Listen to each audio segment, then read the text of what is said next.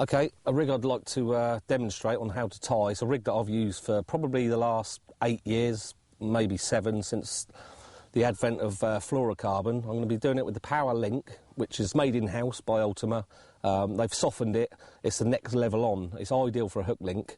I like the bait to curl round, have a little element of travel, and to do it with fluorocarbon is fantastic, and this product offers you that facility. I'll show you what I normally do. I normally take off about 14 inches because we're doing turns around the hook. The hook link gets shorter and shorter. We're going to tie a simple overhand knot. That is just literally to secure the buoy in place. As you can see, just from that is a simple overhand loop, and we're going to cut off the tag end and secure the buoy on. So we're just going to put the buoy through, secure it with a buoy stop. The only hook I use now with any type of fluorocarbon is the stiff riggers, the ESP stiff riggers. Corda do the choddy, you know, anything with an outturned eye. But on this particular rig, because of the way the eye is angled for the chod rigs, try and straighten it back a bit. It's still got a slightly outturned eye, but too much and the hook doesn't sit. You'll see this is all about the way the hook sits aggressively towards the, you know, in conjunction with the buoy. So the first thing you do is take the Powerlink, poke it through the back of the eye, and then slide the hook down into position. And what I normally do is I just push it down so it just passes the top of the buoy. And that's quite critical.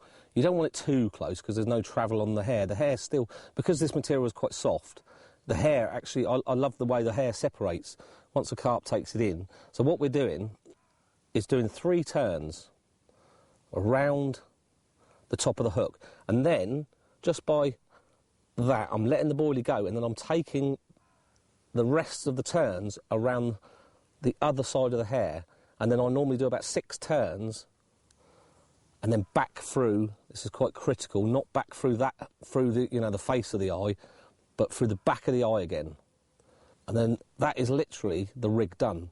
And as I said, you know, it's the type of rig, if you turn up and you haven't got a rig tied, I've called it, you know, years and years ago, I called it the basic complicated rig, because it is very, very basic to make, but it's complicated in the way that the hook sits. And once we've done that, we bend the eye out, and if you can see how aggressively that hook sits.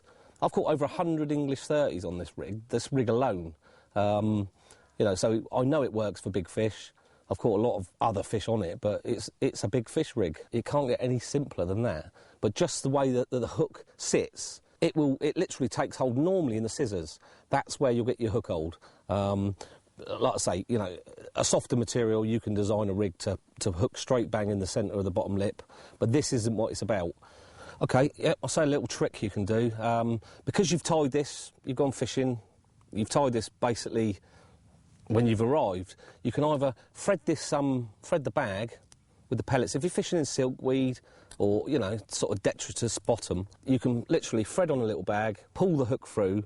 I would normally use the PVA that's a little bit more, this one is not perfect, but you can pull the hook through and you've got a, literally your hook is covered by the PVA bag, so you can cast that onto silkweed, any kind of, you know, sort of mucky area really that you don't want to cast a single hook bait out onto.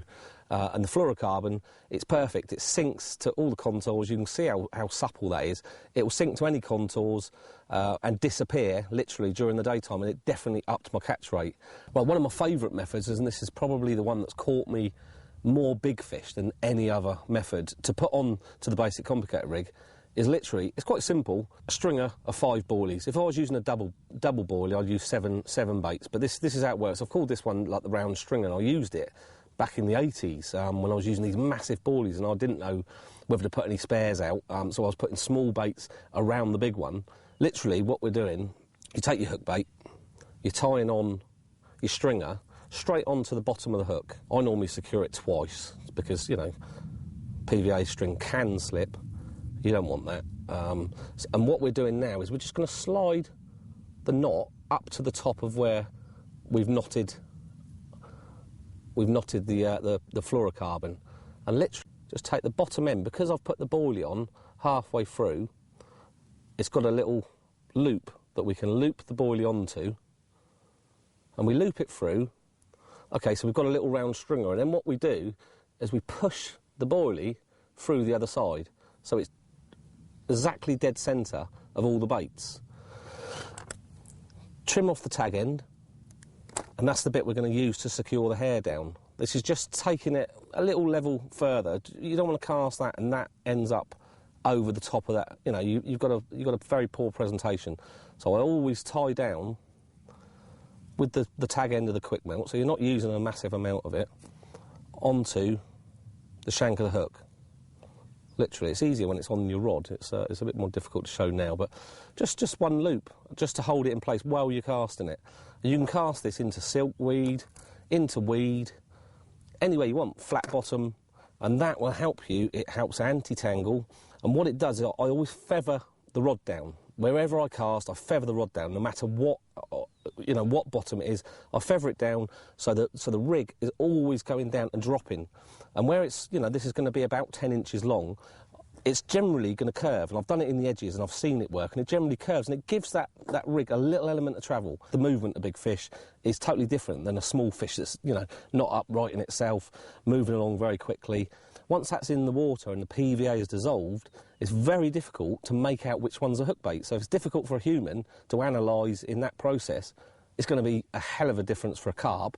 Generally, they just come in, snuffle the whole lot, find out he's hooked. You've got your aggressive hook, and that has caught me over 100 English 30s, and that proves that rig is a very big fish rig. It's probably all I've got to say on it. You know, it's a very, very good rig. Using it in conjunction with the Powerlink, it'll catch you a lot of fish.